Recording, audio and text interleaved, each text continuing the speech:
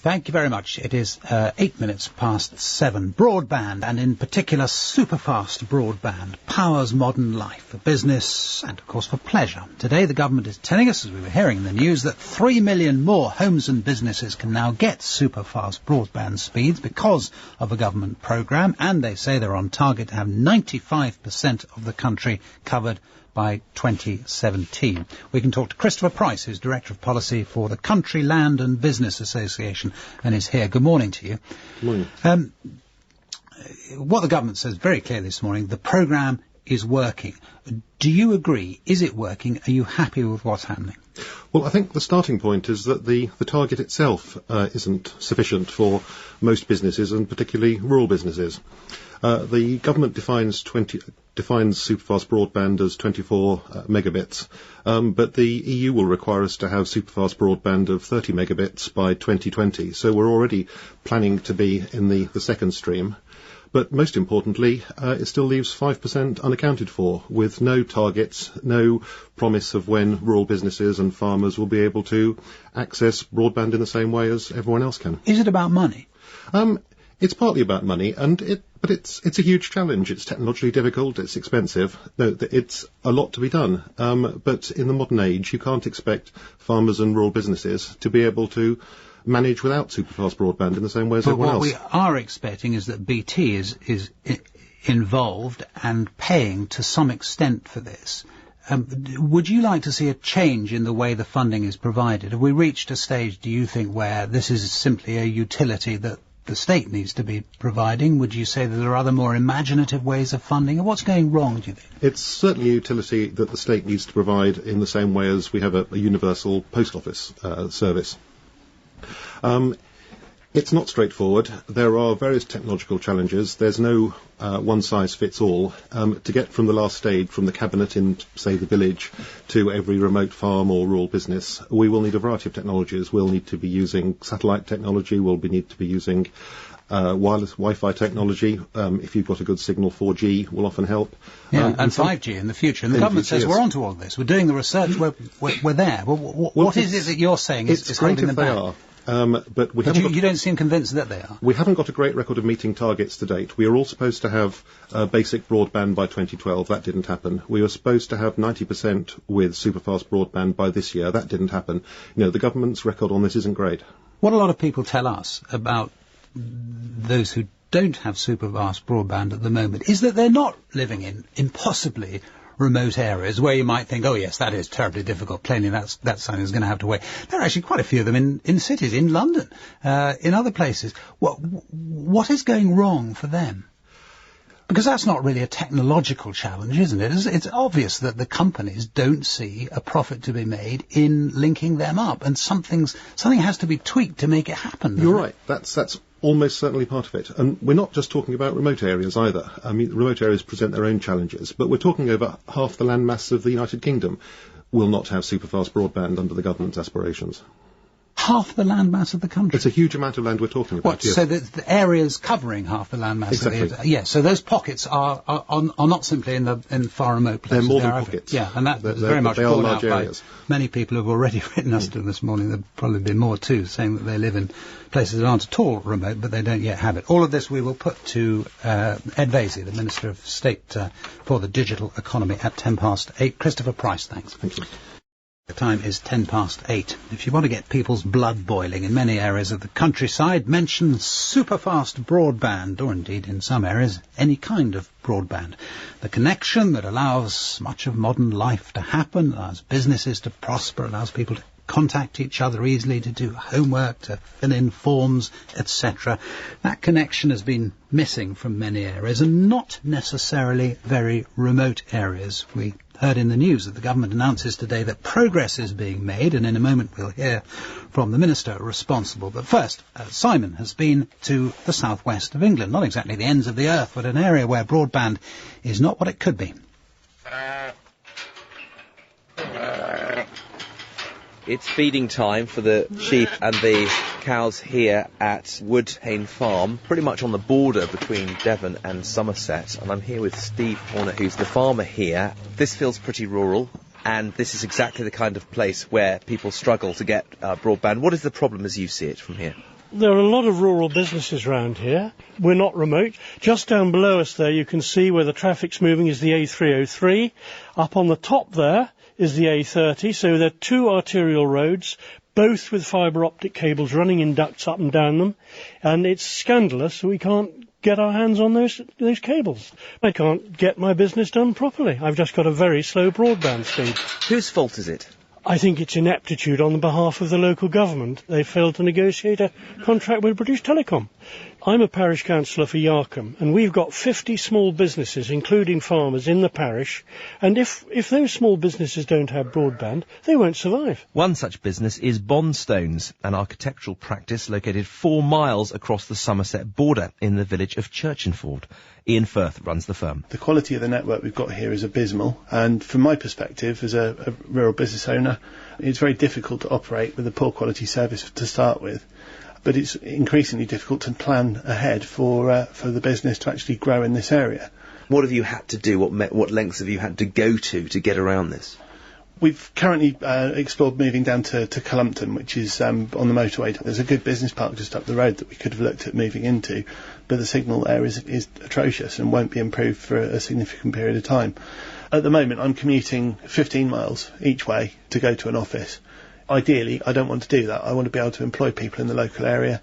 Half the council's focus over the last 10 years or so has been teleworking and trying to avoid people using cars. The local authority in charge of getting superfast broadband to the area is called Connecting Devon and Somerset, or CDS.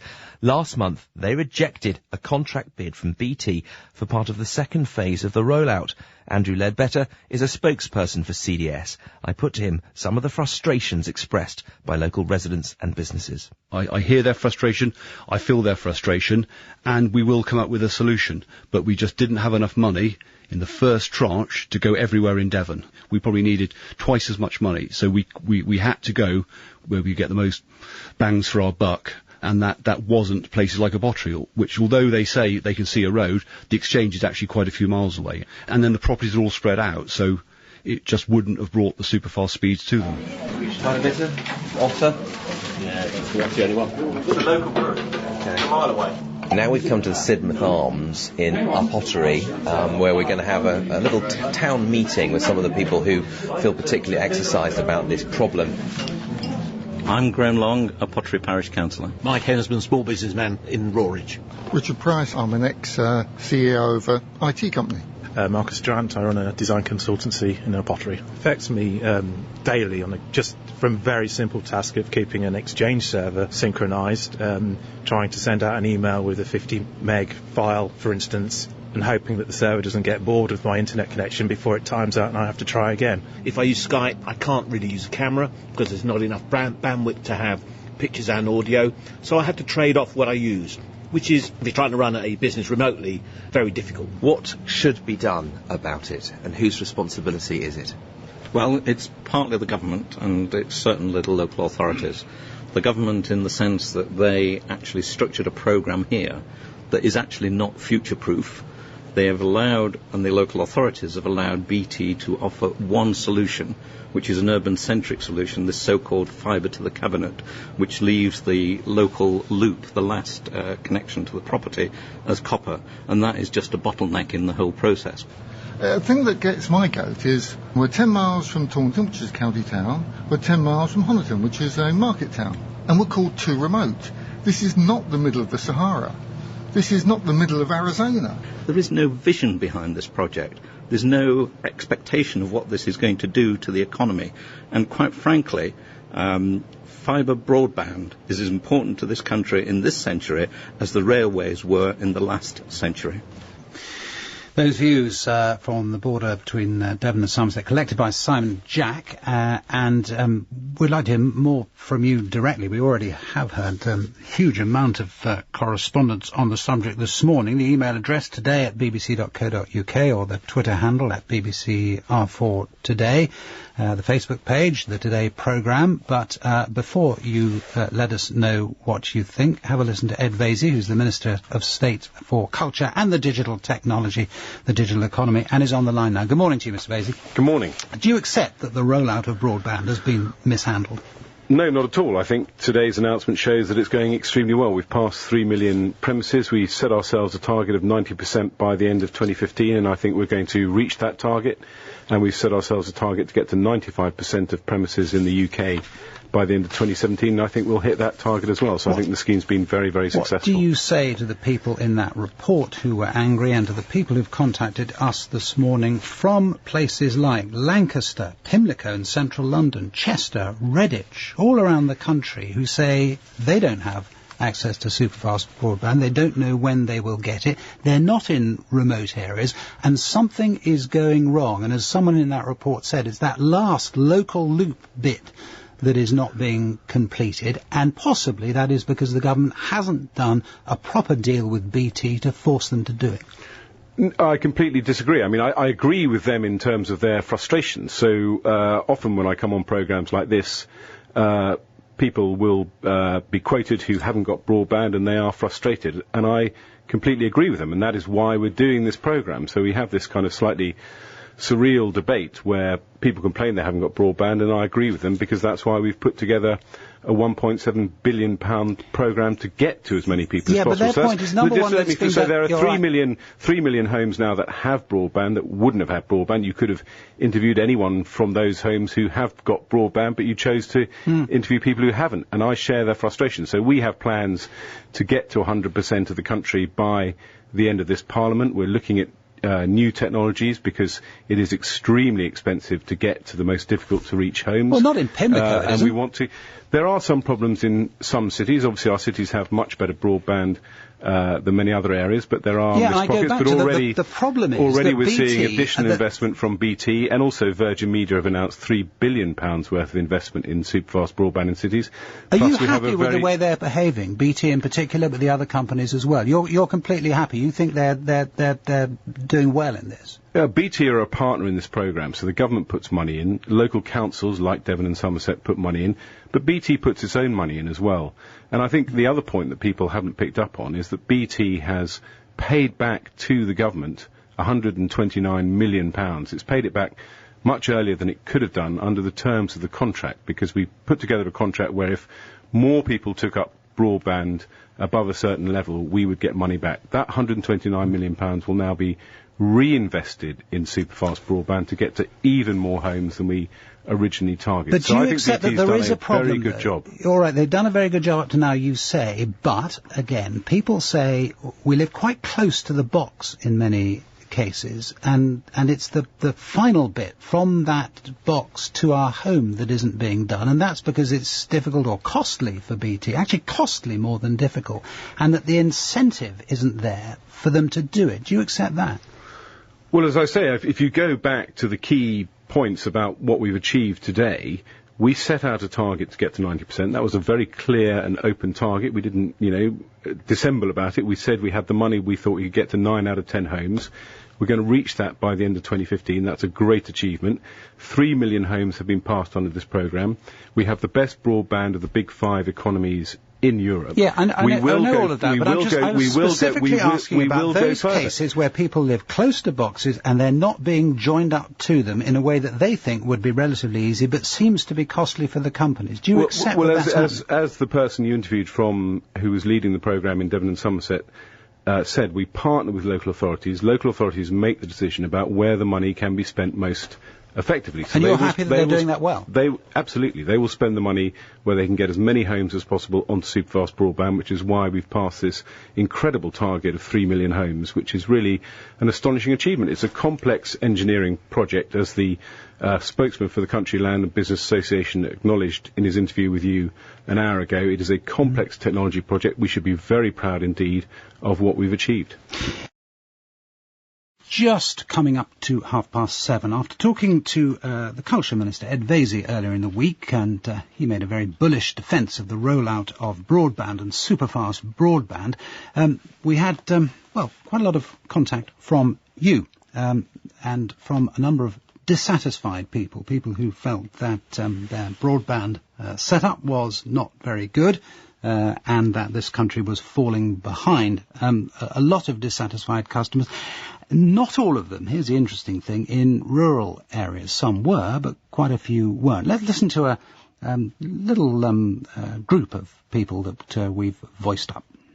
I live in a Lincolnshire village where the present broadband is so slow as to be almost useless. I have been watching the Openreach website for over a year now, and the availability of new superfast broadband has shown for all that time as available within 6 months for our postcode. In the Isle of Harris, we've just discovered that although the cable passes our house on the west coast within about 5 metres, BT are not providing any connection to it, nor to any of the other houses in West Harris. We find this astounding, as all the rest of the island, including the lower populated, remote and inaccessible areas to the north and east, have been connected. Our usual speed is less than 1 megabyte, most often too slow to even use BT's own speed check. It times out. There are 10 houses in our hamlet in Herefordshire, and not one of us has fast broadband. And as I say, not just hamlets in Herefordshire. Bob Neal is co-chair of the all-party parliamentary group on London and is the MP for Bromley and Chislehurst. The key thing is, here's London, the principal economic powerhouse of this country, one of the major international world financial centres, and we've got broadband speeds which are on average only about half of those in other European cities. You can get broadband 3 times faster in Bucharest, in Romania, than you can in London. I do think there is a real problem with the way in which BT and Opennet have been delivering some of this. As I say, already we've had BT not delivering on what has been promised so far, and although there are some pockets of London which are very good, around the main financial districts, an awful lot of business, an awful lot of Londoners who aren't finding that level of connectivity. So that's why I think we need a renewed approach to this, where we actually have perhaps almost a task force to look at the issues around London, because London is so important to the British economy. It contributes a great deal to the British economy, and I think Londoners are entitled to have the same levels of broadband connection that they could find if they were living in most of the other major capital cities of Europe. Let us talk to Dido Harding, who is the Chief Executive Officer of TalkTalk and is in our radio car. Good morning to you. Morning. What do you think the problem is? Well, I think the problem here is that you've got everyone's eggs in one basket, which is we're all dependent on BT Openreach building out the network. And that's always a bad place to be when you've only got one choice as someone to go to. And is that problem, as you see it, solvable easily? Because one would assume that if it was, and if there was a real chance of getting other companies involved in putting out the network, in rolling out the network, then that chance would have been seized. There is a reason, after all, isn't there, that the eggs have been put in that one basket. Well, it's clearly not solvable easily, otherwise it would have been solved by now. But you have got other companies starting to invest. So Virgin are expanding their network. Sky and TalkTalk together are trialling fibre to the premise in York. So you've got some green shoots of competition. And Ofcom, the regulator, can do an awful lot to encourage more infrastructure competition. What should they be doing? So it's not a hopeless...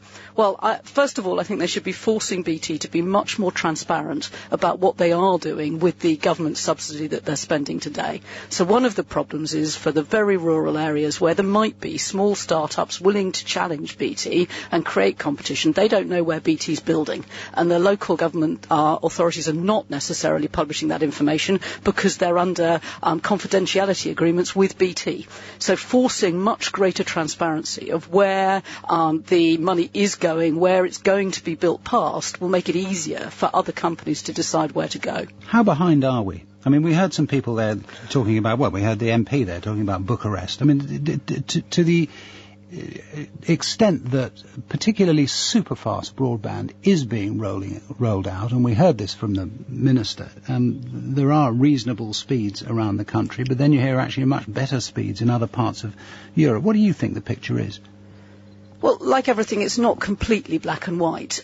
We are very slow, very, very slow in rolling out fibre to the premise. And that's actually the infrastructure that you want to invest in for the next 100 years. So that's a fibre right the way through to your home or your business. And to be honest, we don't even get on the chart of the top 50 countries with fibre to the premise in the world. Top 50? So that is very bad. Yes. That's extraordinary. Believe it or not, the Ukraine has got more fibre to the premise rolled out than the UK has. So in that, we are very bad. In terms of the rollout of broadband, copper broadband, and the take-up of it, we're pretty good. So, this is a product, just pure copper broadband, that only about 86% of the population take today, but that would put us in the top 5 around the world. So it's not completely black and white, but this is the infrastructure that's going to drive economic growth here for the next 100 years. So we should be really obsessed about getting it right. Yeah, and what some people say, it's a bit like the post office or Royal Mail's instruction that they have to deliver to everyone, that actually there should be more imposition, not only of rules, but also potentially that the government should be coming up with money in order to make sure that all of this happens. Is that side of it, do you think, being arranged properly? Well, I think the last parts of the country where it is technically difficult to get this and therefore hard commercially to make it pay back, the inevitable reality is that there will be some form of public subsidy, just as you see with the current final bits of rollout. But without transparency and greater competition, the government ends up getting ripped off, and that's us as taxpayers being ripped off. So I don't think the real problem here is actually the money, strangely enough. The real problem is making sure that you create competition to drive innovation, to solve the technical challenges of how you get broadband to the far-reaching parts of the country that are definitely screaming out for it. We asked to talk to BT. They didn't want to talk to us this morning. Dido Harding from TalkTalk, Chief Executive of TalkTalk. Thanks very much. Thank you, Joe. 7:20. We're going to be hearing at 8:10 this morning from BT Openreach, the company that has the task of rolling out most of our broadband network and maintaining it as well. And they've taken, it's fair to say, quite a pasting on this programme in recent days. This is the Chief Executive of TalkTalk, Dido Harding, speaking to us on Saturday morning. The real problem is making sure that you create competition to drive innovation, to solve the technical challenges of how you get broadband to the far-reaching parts of the country that are definitely screaming out for it. We are very slow in rolling out fibre to the premise. So that's a fibre right the way through to your home or your business. And believe it or not, the Ukraine has got more fibre to the premise rolled out than the UK has. Without transparency and greater competition, the government ends up getting ripped off, and that's us as taxpayers being ripped off. We've already had the experience of some of our listeners in rural areas suffering with slow broadband. There's going to be a bit more of that to come later on in the programme. Urban areas, though, aren't spared the pain either. Jaya Chakrabarti runs a small business, a digital agency in Bristol city centre. I can only get 11.2 meg, which is frankly disgusting, and it does affect our business and our ability to stream video live. It affects our ability to take on VoIP, and it affects our competitiveness, and we need it sorting. But this problem about being in a non-residential area where cabinets are not being upgraded is a significant problem for many small businesses, especially digital, especially those in creative sector.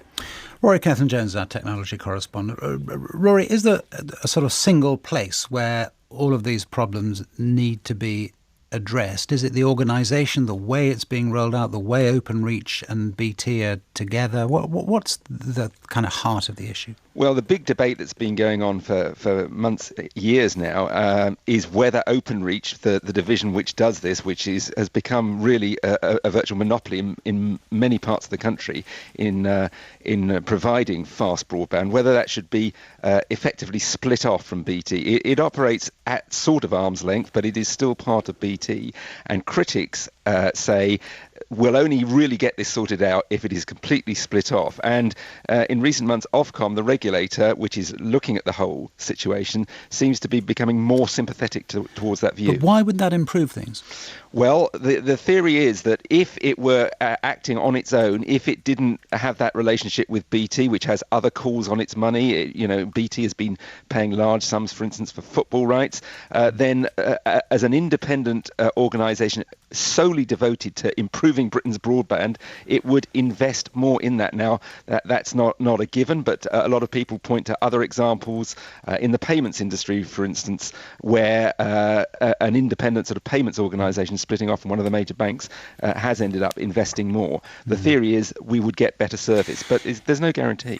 And also, I suppose, would that then address this issue of transparency? Because at the moment, what a lot of complaints from customers, but also other companies, is that BT Openreach together are not transparent. They're not saying what their plans are. They're not entering into things in a way that is fair for other companies and also for individuals who might want to get together and put in superfast broadband. If the organisation was separate and didn't have the kind of BT bit of it, would it be fairer to everyone? Is that part of the thinking?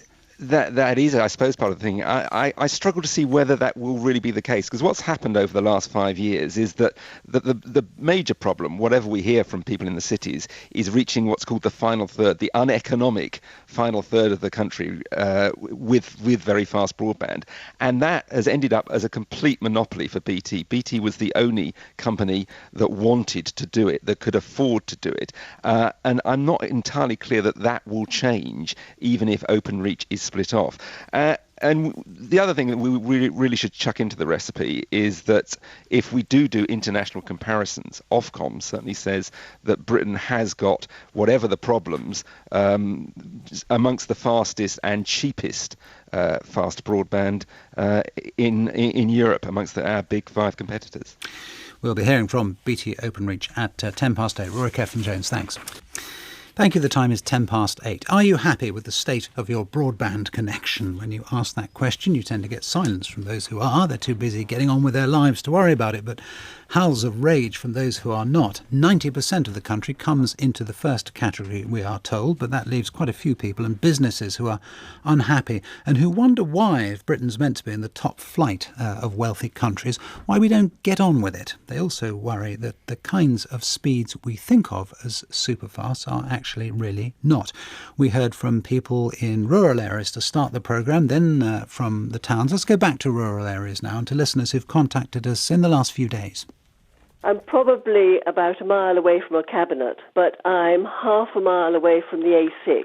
And also up this drive, there is a company which has holiday lets, and also there's an international business, and also there's a farm business. And of course, we can't do any business or anything if you're a farmer unless you've got internet access.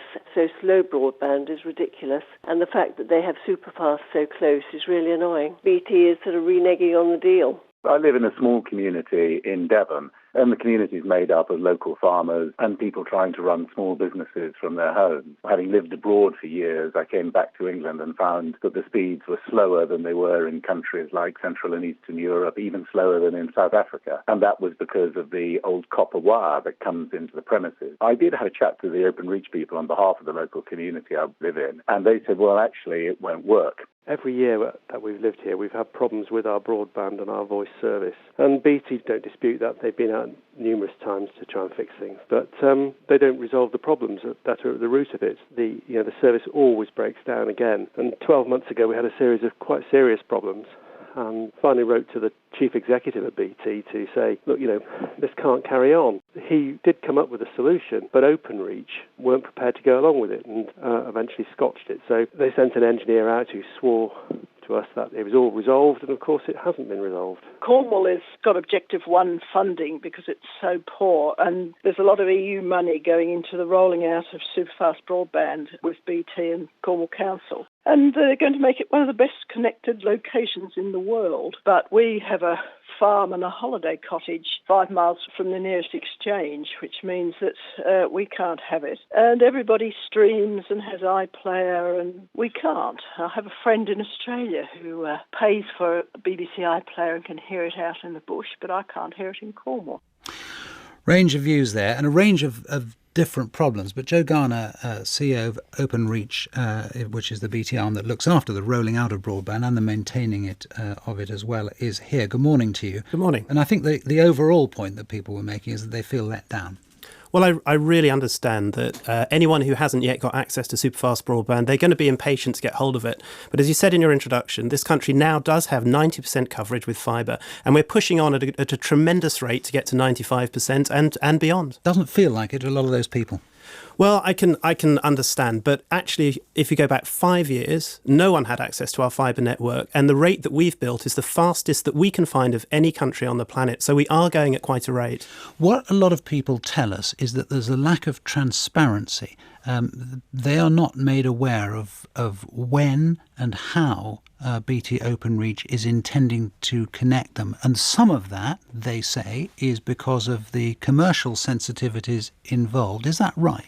I think that was true a year or so ago. We used to only make it public which exchanges we were going to enable when. But since then, we now publish on our website every individual property. Whatever we know about when we're going to be able to upgrade that property, we put on our website, which means sometimes things will change. But if we know the position, we share it openly. So any property in the country should be able to know exactly what your plans are for that area. We share as much as we know about it. So there are still a small minority of properties where we haven't yet come up with a solution, and we'll say that too. I know there are some on the Somerset-Devon borders who are particularly concerned that another company might get involved and help them out, but that other company isn't keen to do it because they don't know what Openreach's plans are. But you're saying it would be possible now to know what Openreach's plans are. They just ring you up and they find out. So it's possible for individual customers to look on our website and see what our plans are. Yeah, but what about your plans for rolling out Superfast in an area? Well, what the local authorities do is they publish what's called an open market review, and that publishes where they're planning to go with us over time. So actually, again, it is in the public domain which areas are planned to be covered, and that's exactly so that we can encourage competition in the market. Why is it that some city areas have such poor connections, including bits of London, bits of Birmingham, we were hearing other parts of the country? What's going wrong? Well, it's true that some of the last 5% are in urban areas, and often the situation is in densely populated areas we have lots of short copper lines. So although the fibre coverage isn't as high, on average speeds in central London, for example, are about 17 meg. So they're not that slow either. However, we are looking at further ways we can upgrade in urban areas as well. But why haven't you done it already? I mean, what's the problem? Well, residential population in central city locations tends to be lower. So what we offer in the cities is more of our business connectivity Ethernet, which are ultra-high speed lines available to any business in any urban area. And what a lot of people suspect is that you're offering that because you can make more money out of it. The situation is that all our pricing is regulated one way or another, so we sell at the price that the regulator determines is a fair price. No, I'm not saying the actual product is wrongly priced, but that you're getting people onto that product, which is more expensive, and forcing them onto that product because you're not providing the other products that would be cheaper. No, that's not the case at all. We offer a range of products and services that are built entirely to meet the needs of our customers. And as I say, we're heavily regulated, and so the prices we charge are what's called cost-oriented. They relate to the costs that we incur. What would happen if you were broken up, if Openreach was split off from BT? Because the other suggestion is that because of BT's competition with other providers, that muddies the waters. It would be much simpler if you had an organisation that was simply determined to get broadband, high-speed broadband to every corner of the country, and that was all you did. But that is what we're doing today. And if we look back... Well, no, it's not. But sorry, but you are still linked to BT, so the commercial considerations of BT are part of your thinking. They must be. Well, the way Openreach is set up, we're set up on an equivalent basis. So we treat all customers equally, and whether you're a start-up with 2 people or a multi-billion-pound corporation, you can access our network on exactly the same terms. So it is an open, equal access setup today. And if we look backwards, I very much doubt that we would have been able to make the investment that BT made in the fibre network in the depths of recession 5 years ago that's led to our Europe-leading position today. And looking forward, we're about to go into trials with new ultra-fast technology, and we're able to do that because we can access the full research and development capability of the BT group. Surely the whole point is that there'd be more investment because this would be an organisation that was wholly determined to get broadband out to every area of the country. And BT, look at the money that BT spends on sport very famously in the last year or so. BT has got all sorts of fingers and all sorts of pies, all sorts of other interests. If Openreach were a separate organisation just tasked with doing this, you could concentrate on it. Well, if we look at the facts of what's actually happened, the BT group has made huge investments in fibre, 2.5 billion plus, and has done that at a time when not many companies were investing. So I think history... I'm not denying that, but I'm just saying it's obvious, isn't it, that quite a lot of people feel that they're missed out and have been missed out. And, this is really serious for the company. We've had people saying they live in rural areas that are being depopulated. People are moving away. It's having a real impact on individual lives and on the shape of the country and on economic performance around the country. And if you had an organisation, if Openreach were wholly wholly focused on doing that one task, the assumption from a lot of people is that they'd do it better. I don't think that's right. I can tell you categorically our top priority is rolling out fibre to more and more of the country. We're working in partnership with local and central government. We're well on our way to 95% coverage. We're leading Europe in that position. And frankly, I don't want anything to get in the way of that. The current construct is working extremely well. We're leading Europe and we're going to continue. Have you got enough people working for you?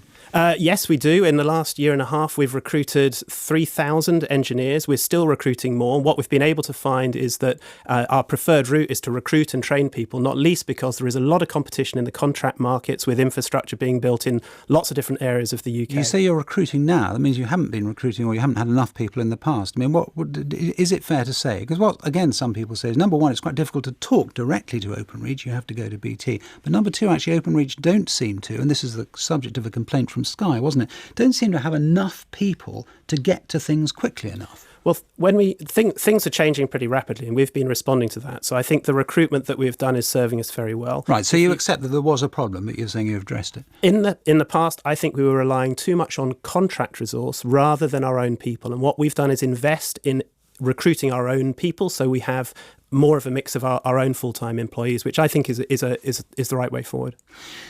What are your targets now? I mean, what can we expect? What can all those people who've written in expect? I understand they all have different problems, but when do we get Superfast around the country? And specifically, and this was the thing brought up by Dido Harding of TalkTalk at the weekend on the programme on Saturday, when does that Superfast really begin to match the kinds of speeds that she was claiming people have in Ukraine, but we don't have here?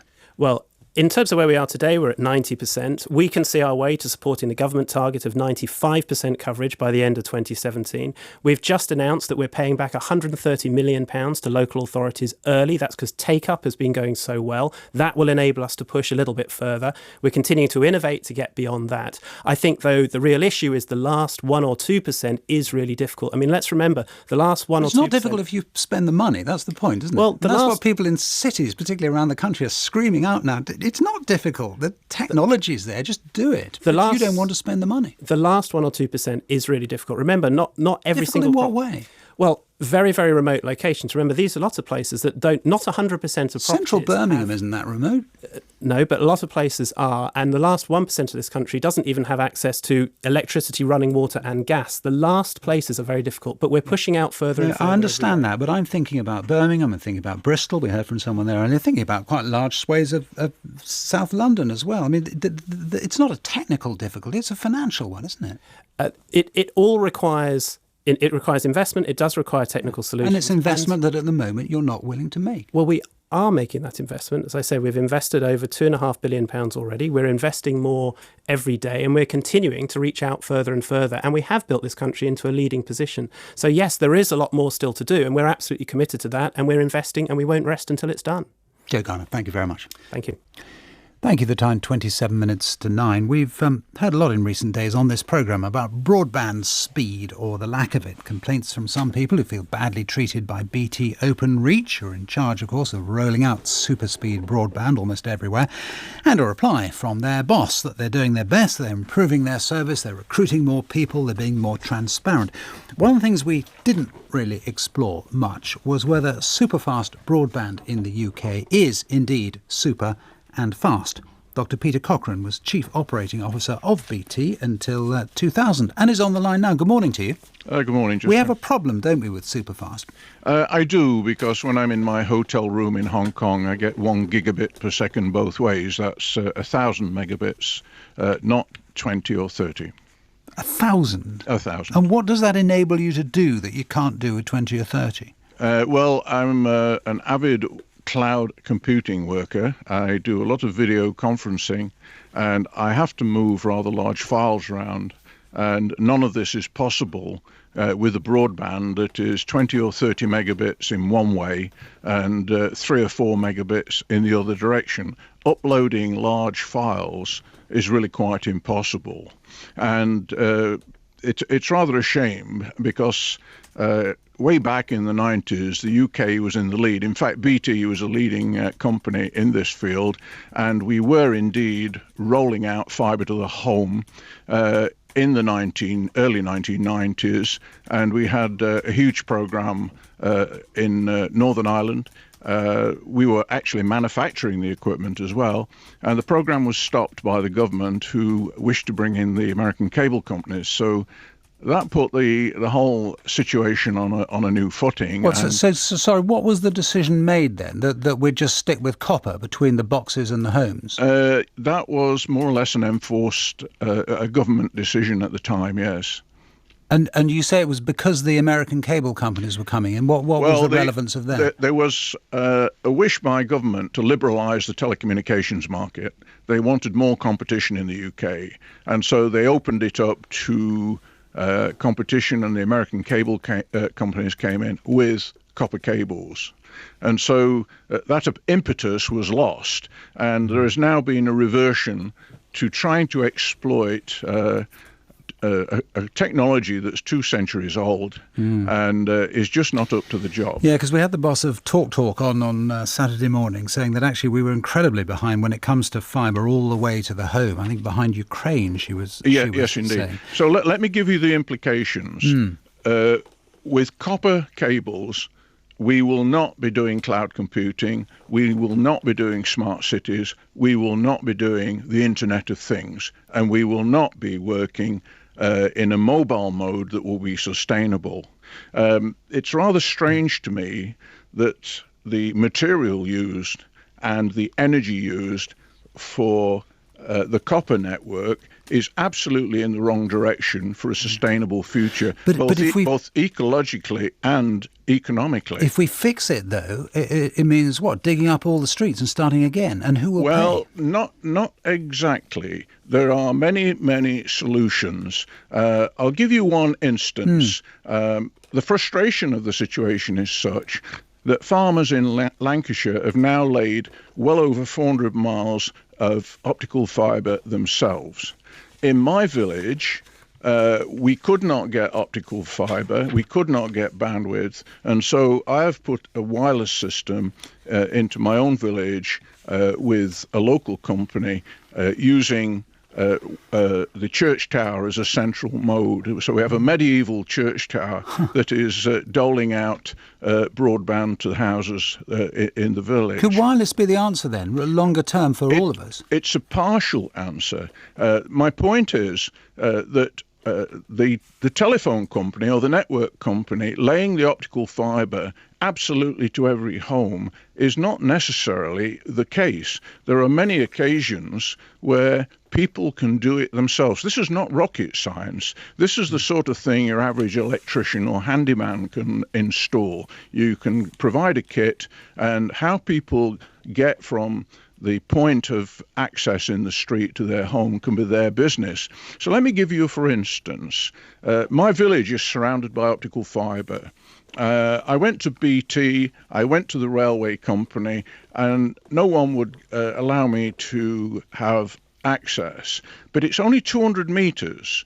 I had farmers who were willing to dig the trench, and I was personally quite happy to set about engineering a broadcast system using wireless and optical fibre and copper, whatever worked, in order to get broadband to the people of the village. But no one was willing to play that game, and so we had to do it in a different way. So throughout the UK, you find community broadband systems being installed out of a sense of desperation, and you find lots of really nice startup companies laying optical fibre or doing hybrid fibre wireless systems. For sure, wireless can't do all of it, but it certainly can do some of it. Dr. Peter Cochrane, thank you very much. My pleasure.